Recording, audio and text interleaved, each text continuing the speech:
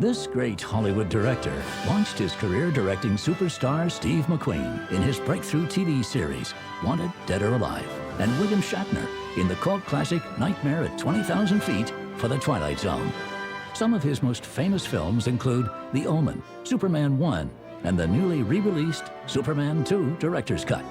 All of the Lethal Weapon films, Maverick, and Conspiracy Theory. Recently, he directed action star Bruce Willis in the contemporary thriller 16 Blocks. Hi, I'm Dick Donner, and I hate people that wear fur.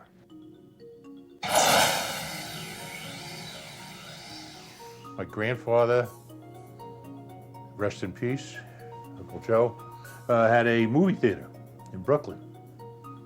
And my mother, my dear, darling mother, and great father, good family I came from, I used to take, she was one of 5 or 6 sisters and a brother, and they would all meet in their father's theater, put the kids in the back row, and go do what mothers did.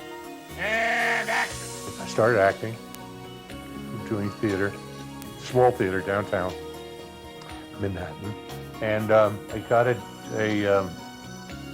small part on a NBC live show.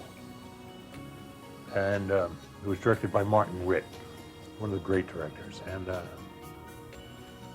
I said the wrong thing at the wrong time. And I made the wrong move at the wrong time. And he very nicely said, "You dumb cough, you can't take direction, you ought to give it." And I said, easier said than done. And next thing I knew, I was his assistant.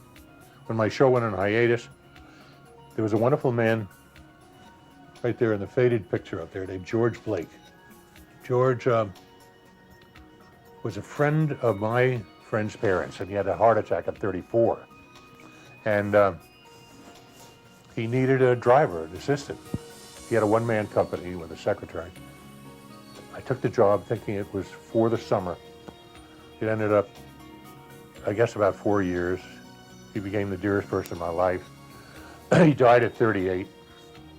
Total waste. In the interim, he had made me a director. I learned about film. I learned about everything, and it was my start. After his death, Marty Ransohoff had a company called Filmways, and they offered me the opportunity to come to California to direct Lucille Ball in a soap commercial in Sun Valley, which was wow. First class ticket on an airplane to Sun Valley and Lucille Ball, and then they asked me to stay on. And that's it, a slow dissolve. I've been here ever since. I was directing the Steve McQueen show. And there was a young producer named Tony Lazzarino who worked with Nick Savano and Hank Sanacola for Sinatra. And one day Tony said, "Hey, like that." He said, "Hey, how would you like to do the second unit on the X-15?" I said, "Sure, are you kidding? What is the X-15?" He said, "We're doing a docudrama on the first pilots to fly the X-15, and actually the first aircraft to ever go into space." Then one day he called me, he said, "Hey, how would you like to direct the movie?" I said, "What do you mean?" He said, "Well, the director dropped out." I assume he dropped out because he read the script. And I said, you're offering me the picture, not the second unit?" He said, "Well, you got to do that too." But so this was done in like 18 days. Panavision in those days was monstrous, and Technicolor had to be. So I said, "Sure, I'll do it." And we ended up with Charlie Bronson, who became a dear friend, Mary Tyler Moore, a good cast. And interesting enough, we went up to Edwards Air Force Base to shoot it. When we get there, there's pickets all over the front of it. And the Teamster captain came over to one of the Teamsters there, and he came back to us because the producer was in the car with me, and he said, "They want man for man up here." In other words, they want a Teamster for every Teamster we had. They want them locally, and we didn't have the authority to say it. And we turned around, went back to the hotel, and we call Nick Savano. And we told him, he says, go on back. He said, go on back. So everybody jumps back in the cars, the trucks start up, we then drive all the way back to the Air Force. Now there's one guy standing there. Doesn't even have a sign. He says, hey guys, how are you?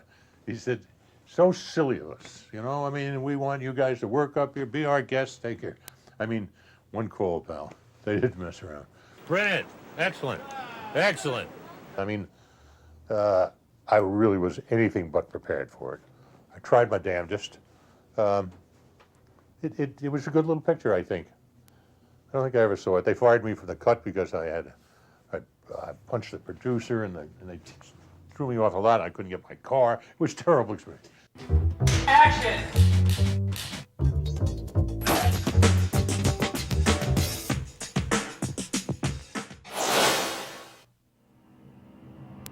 One day, a friend of mine, Friday night, called me and said, listen, there's this script called The Antichrist. It's been at every studio in town. It's been turned down. It's at Warner's now. It's being dropped on Monday. He said, you ought to read it. I started to thumb through this script and I couldn't put it down. Harvey Bernhard was one of the producers, who I knew socially. I'd met him a couple of times. I didn't know him that well, and I called him late at night. He said, what are you calling me at 11 o'clock at night? I said, you have a script called The Antichrist? I said, it's a turnaround. He said, I know. I said, I just sold it. He said, what are you talking about? I said, I sold it to Alan Ladd. They want to make it at Fox. And he and Mace Neufeld, who was his business manager, went over to Laddie. This is Hollywood, right? Mace Neufeld says, great script. We're going to do a lot with this. He said, and I got the director we were going to use. And Laddie said, no, you don't understand. This is the other side, the good side of Hollywood. Alan Ladd said, if he brought it to me, if he doesn't do it, I don't do it. And it changed my career. It was just, and Mace Neufeld promised me 2 points, and to this day, I still haven't gotten them. Superman, again, was a Sunday morning after a bad Saturday night, or a good Saturday night, however you look at it. I was sitting on the John, my phone rings, and I hear this very foreign voice saying, oh, is this Richard Donner? I said, yes. He said, is this Alexander Tzolkine? I said, yeah, so what? He said, you know who I am? I said, no. He said, you don't? I said, no. He said, I'm very important. He had a script. He had Marlon Brando, and he had Gene Hackman. He had a certain amount of days committed. And he was legitimately offering me $1 million to do 2 movies. My last movie, I had $125,000. So I was interested. I think it was the money that perked me up at the moment. Anyway, he said, I'll send you the script. What's your address? And I'm not lying. Probably within an hour, there was a buzz at my gate, and there's this guy, and he's got a hernia. He's carrying the script, most ridiculous 300 or 400 page script of 2 movies, and a costume, one of the two, like a leotard. And when I started to read the script, I was brought up on Superman, and it was a parody on a parody on a parody. It just was a foolish script. And then I started to realize, wow, something we can do with this, we can also protect Superman. And so I called a dear friend named Tom Mankiewicz, Joseph Mankiewicz's son. I said, I just want to talk to you about this Superman. He said, oh, come on. I'm not writing a comic. I said, Tom, come on over. He said, all right. I put on the costume. And he parks his car. He see him come in, and I'm on the end of my lawn. As he comes, I went, hey, Mank. He started to laugh. And I said, listen, you put this on, and there's no way you can't write. And we laughed, and I gave him the script, and he called me back, and he said, let's do it. 16 blocks came to me from a wonderful writer, director also, Richard Wink.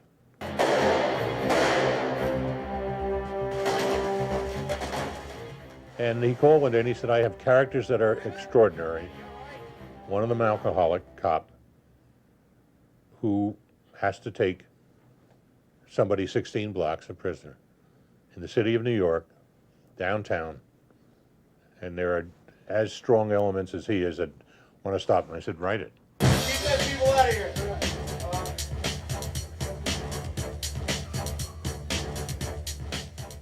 And I think it was like a year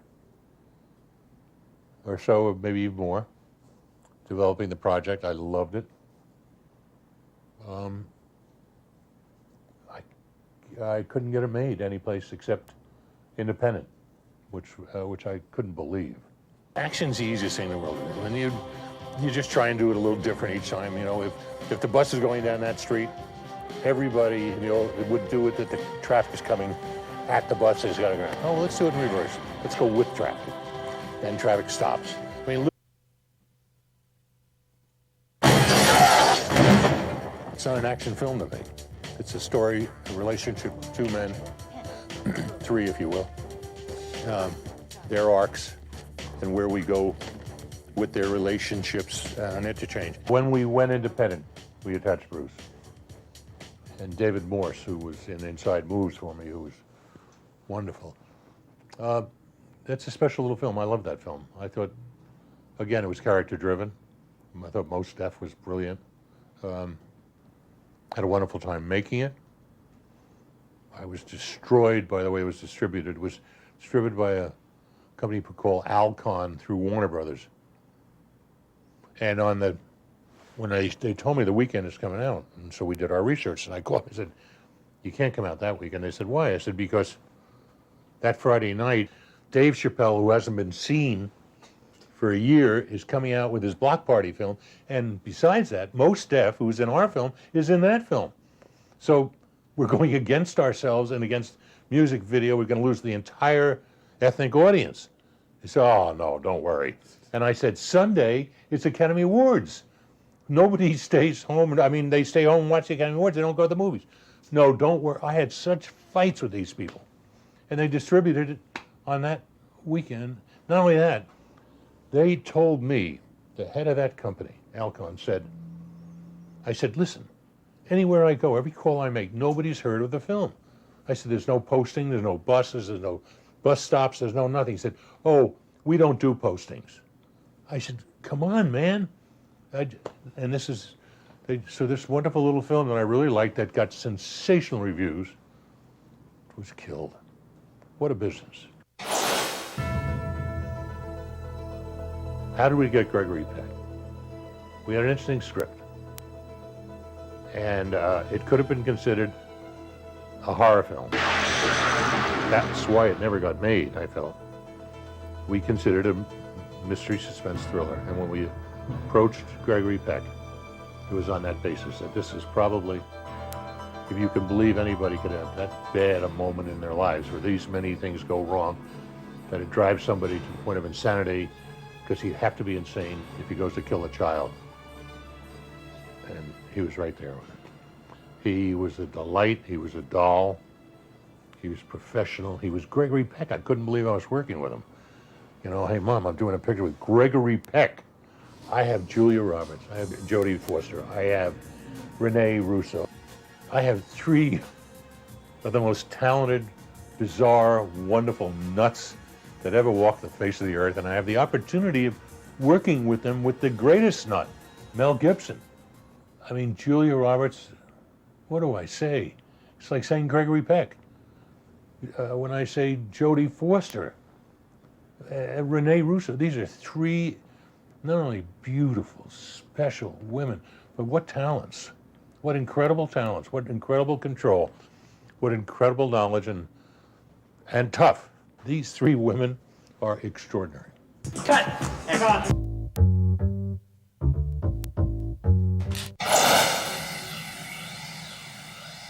The interesting one in Lethal Weapon 1, I brought in some really good fight coordinators. They would work with Mel and Gary Busey and choreograph, move by hand.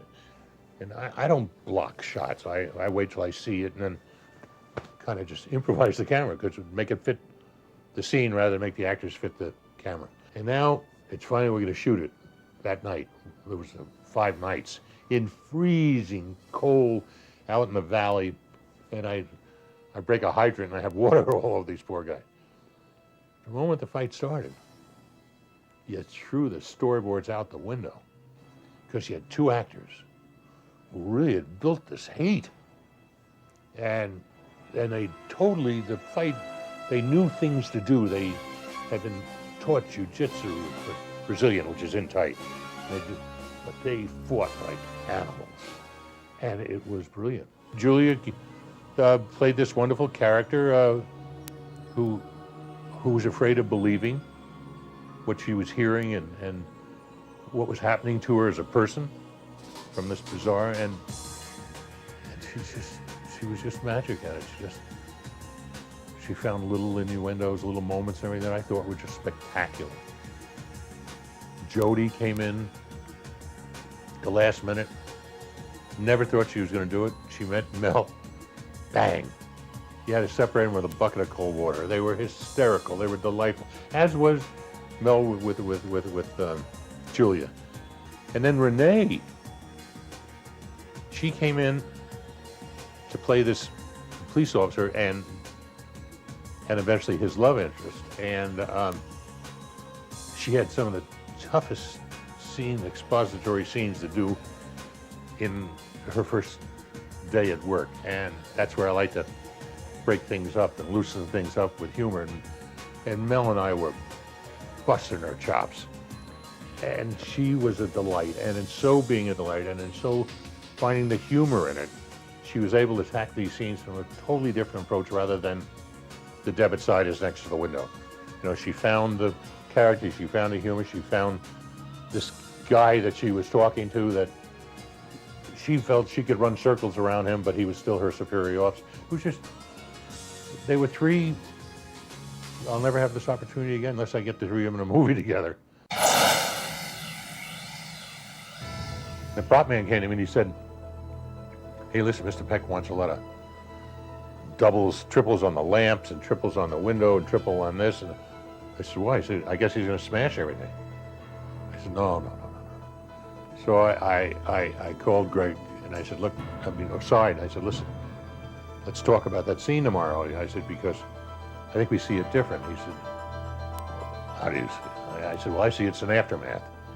We find you, he said, no, I have to express myself. I have to get this all out. This is my opportunity to, I said, I think it's better if it's the aftermath and we find you calm and in control and collected and trying to keep your sanity in your mind.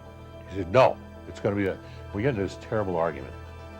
And the producer was there, Harvey Bernhard, and I said, Harvey, he said, let's wrap this up. So as Peck was walking out, he said, you're wrong, but obviously you're the director and I'm going to have to do it your way, but you're wrong. And he stormed out. And we wrapped the set, but I kept the crew, camera crew, in the grips. And I said, okay, come here.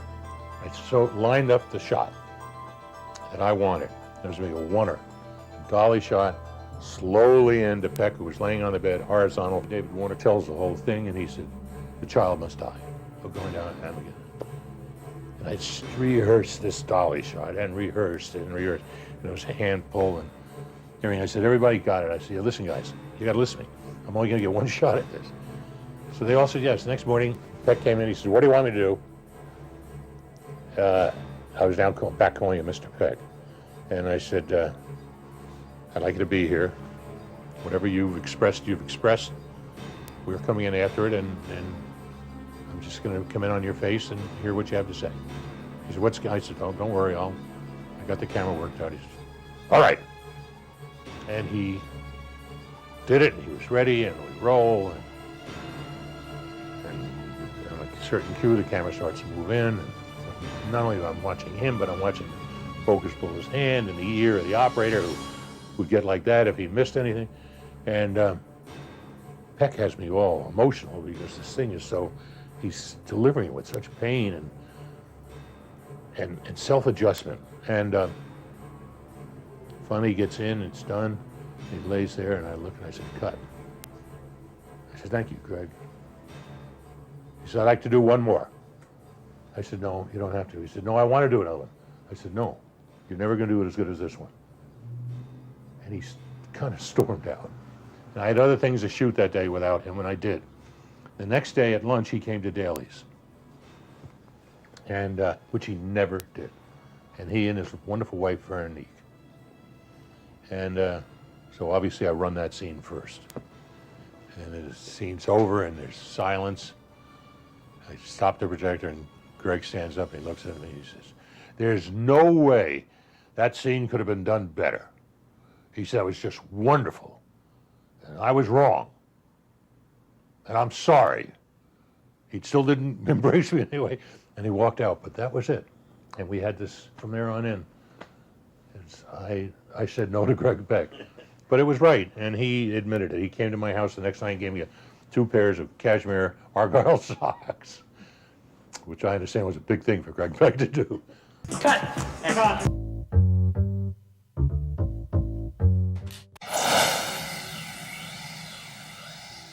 I had read this book, Inside Moves, and I really liked it, but then Superman came along, and for 2 years I forgot it. I came back, and my agent called me, and he said, "Come on in, I got something I'd love you to read." I said, "Okay."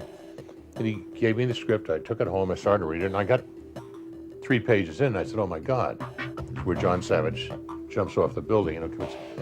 I said, "This is Inside Moves." So I called him, he said, "Yeah." He said, "Barry Levinson and Valerie Curtin loved the book, and they wrote it on spec." I know. I took it everywhere in town, having come off the 2 hottest films going. I couldn't get anybody to make it. "Oh, we don't want to make a picture about suicide. We don't want to make a picture about old handicapped people." I said, "No, it's about love. It's about friendship. It's about hope. It ends high. It ends great." Couldn't get anybody to make it. Did it with independent money. Love the film. It stays with me forever. It's like a great bottle of wine. It's one of the things that real buffs always talk to me about. And I love that film. Its concept, its execution, its completion, its flavor in my life. It's part of my life. It's a very important. I mean, the cast in it was extraordinary. I love that. I love it. The other one, I was at a cocktail party. This very attractive girl came over to me and said, "I love your work." And I said, "Oh, thank you." She said, "I have a script called Lady Hawk. Start to read it." I started to cry. There's this scene where the cursed lovers are explained by this wonderful character to the little mouse. And when I was leaving Florida, it was Pan American Airlines, going to New York, and as I was taking my ticket, I found this script in my bag, so I started to read it. And I'm crying my eyes, and the stewardess said, "Are you all right?" And I said, "Yeah." I said, "Come here, sit." And she sat on the arm and the thing. I said, "Read this page." It was the explanation of how, and she starts to cry her eyes out. She said, "Is this a movie?" I said, "No, it's going to be." If you're a filmmaker, make film. Any kind of film. Just make film. 8mm, 16mm, digital. Make film. Just work in it. Work in the business any way you can. It's such a delight being in this business that you never pay dues. It's just, the dues are all just part of the steps, and they're delayed. You look back at them and say, "It was a great ride, a great run." Just, how do you get into this business? It's diligent. It's just working at it. Never taking no for an answer. And if it's directing or acting, or if you can write. Writing is also one of the great access to the business. You're a good writer, you have a piece of material, they want you. But just, if you're an actor, work in any place you can, any coffee house, any little theater group, and if you're a director, make film. Whatever you do, it's worth it. Keep going. Keep going. Keep going. Don't stop. You don't stop, I won't stop.